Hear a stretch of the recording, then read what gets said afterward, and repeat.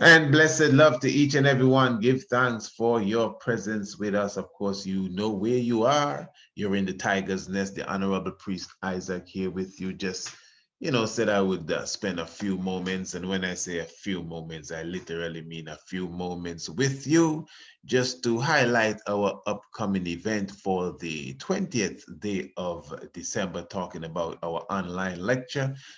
Fairy tale folly days and nursery crimes. And in a few moments, I will be giving you more information as it relates to that. Do not go anywhere.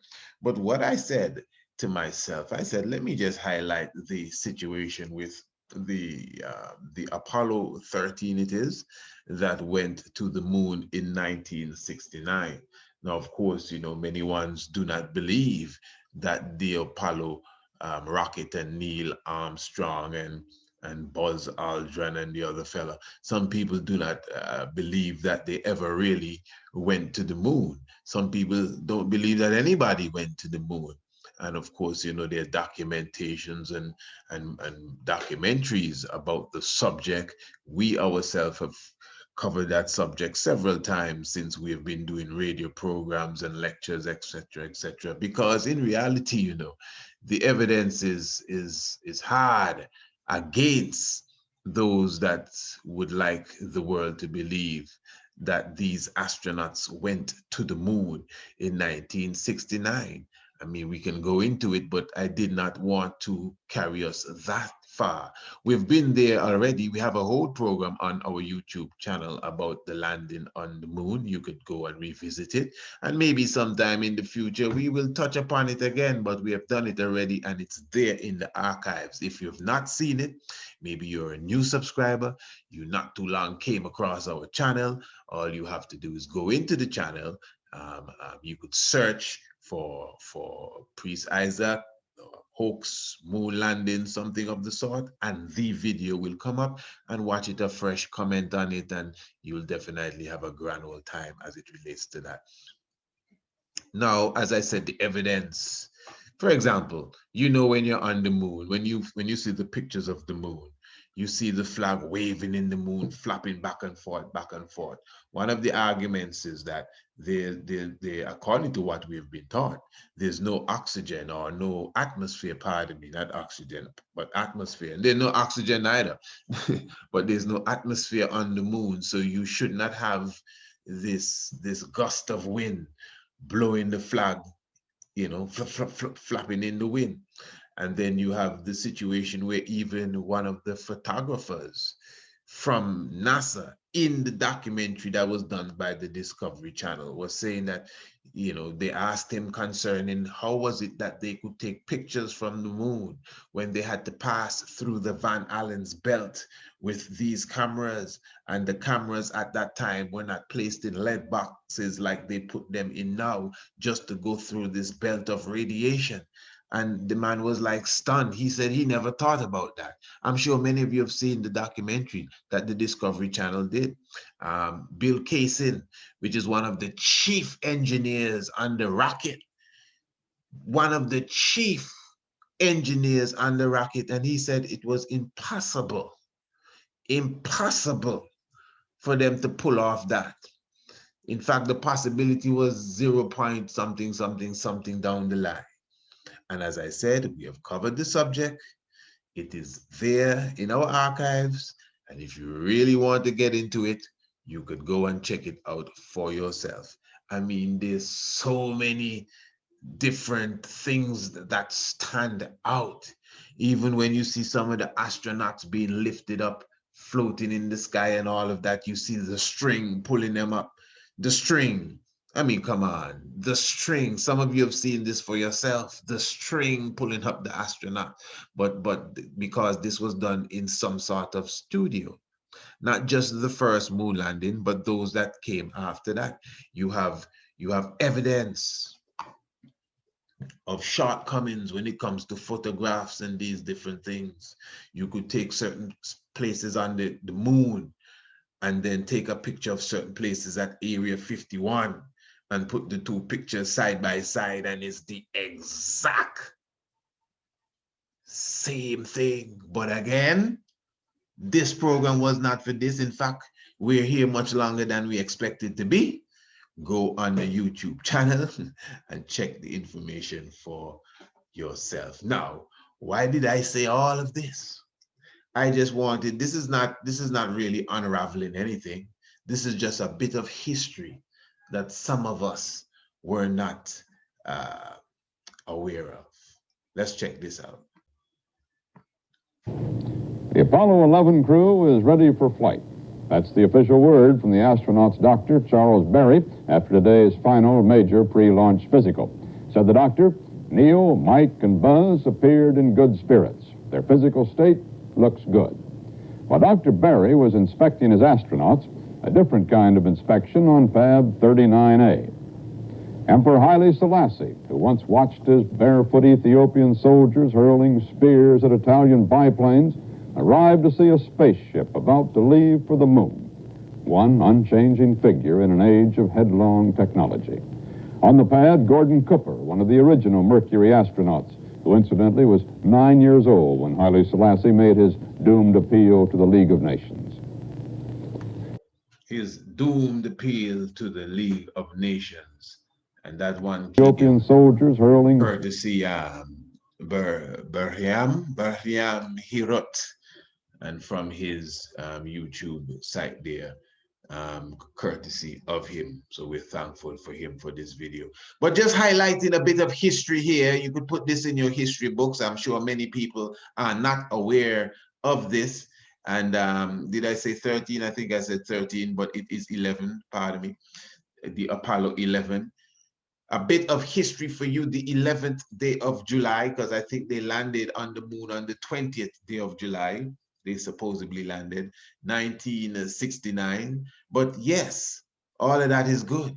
But here we have, remember we just did a series of programs, even the previous program that we put up before this, prior to the Ophikas video with Nixon and Haile Selassie I. Remember the key point that we were making.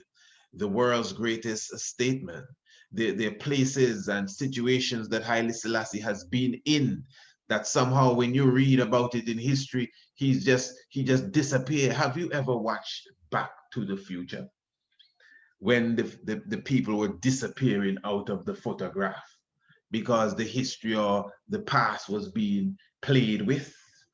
The Back to the Future, Michael J. Fox, and his parents were actually disappearing, or somebody was disappearing, or he was disappearing because of the fact that the past was being manipulated with. So certain things that really existed had to be taken out because they would exist no more because somebody was playing with history. And it is the same thing when it comes to Emperor Haile Selassie and other characters like Marcus Garvey. This is why we always, highlight these little things, these little key things. As I said, who's the King of Glory at the banquet of the Shah? That's why we highlight these little key things. Is Haile Selassie a Mason? Check that video out. I will always bring it up. And how the head of the Knights of the Garter had to come out of his seat to give the emperor, highlight these little key things. And here now you have at the launching, the launching of the rocket, the Apollo 11, going to the moon, supposedly.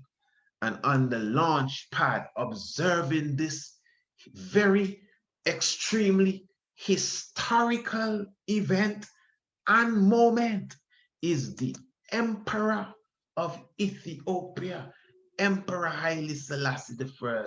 How come this not in the history book?